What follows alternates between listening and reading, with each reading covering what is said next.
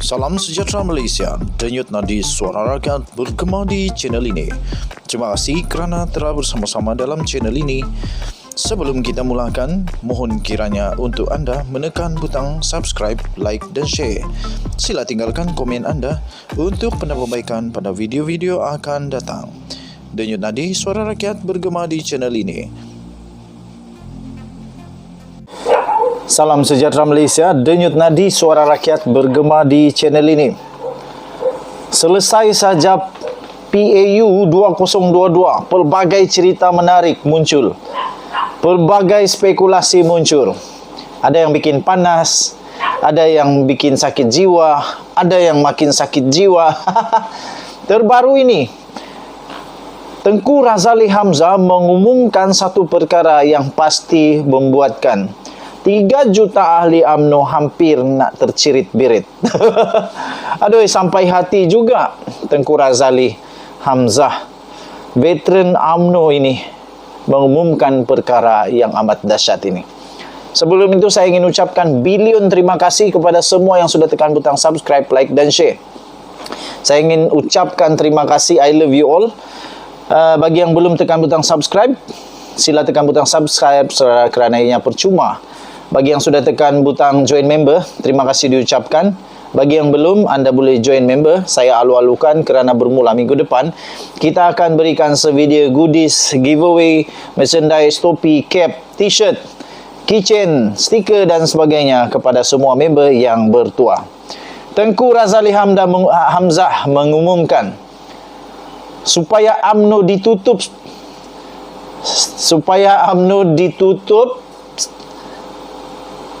Tapi betulkah UMNO boleh ditutup?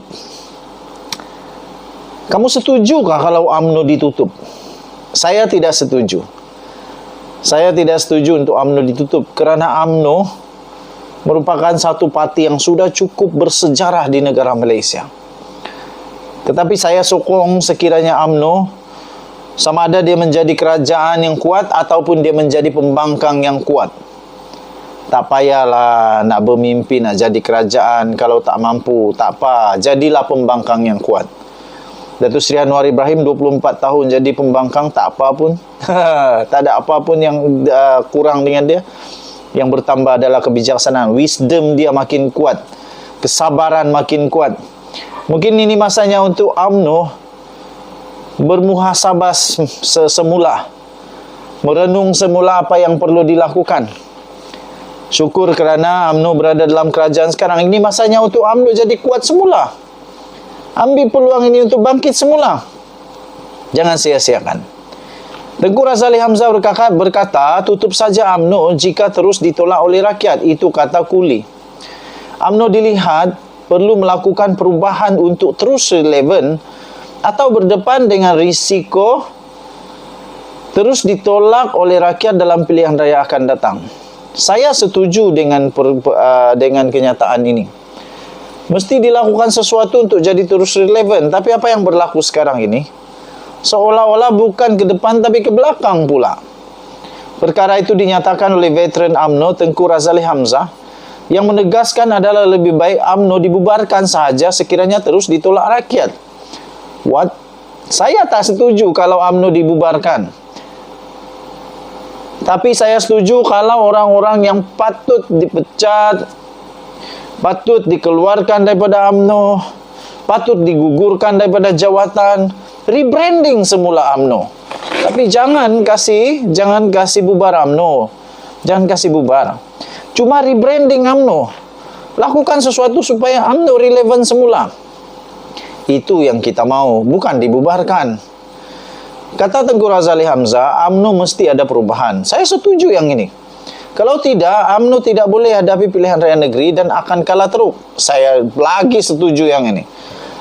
Kalau ditolak terus oleh rakyat, lebih baik tutup saja parti.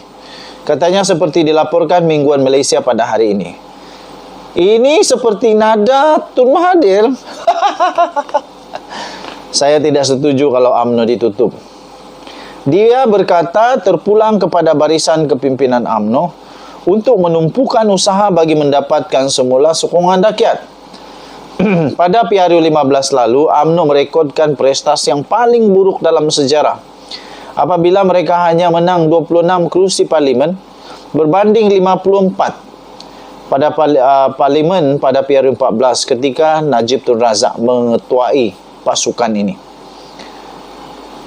Sekurang-kurangnya Najib Razak yang begitu teruk pun sehingga masuk penjara sekarang ini dapat 54. Tapi ketika Zahid Hamidi jadi ketua, dia hanya dapat 26 sahaja.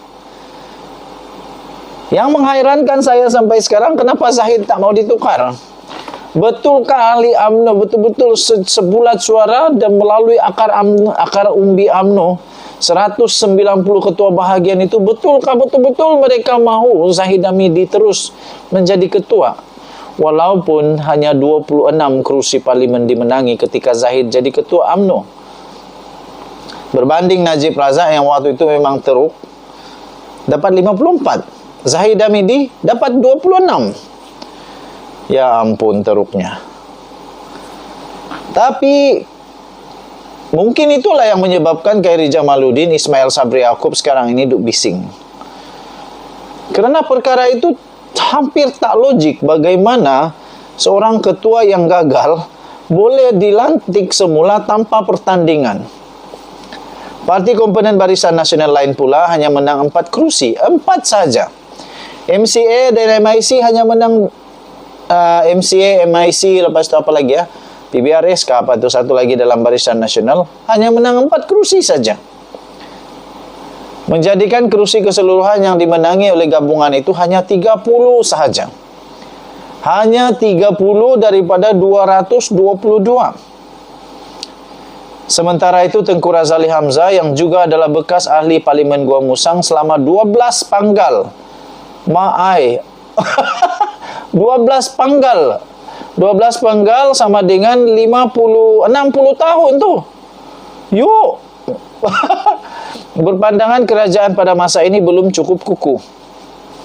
Katanya ini kerana kes mahkamah yang dihadapi oleh presidennya sendiri, Presiden UMNO yaitu Ahmad Zahid Hamidi, akan mempengaruhi barisan kepimpinan parti itu nanti. Itulah saya kata, saya pun heran, betulkah memangkah 190 ketua bahagian itu semua setuju kepada perkara ini? Ataupun sekurang-kurangnya 140. Dalam berita yang lain dikatakan 140.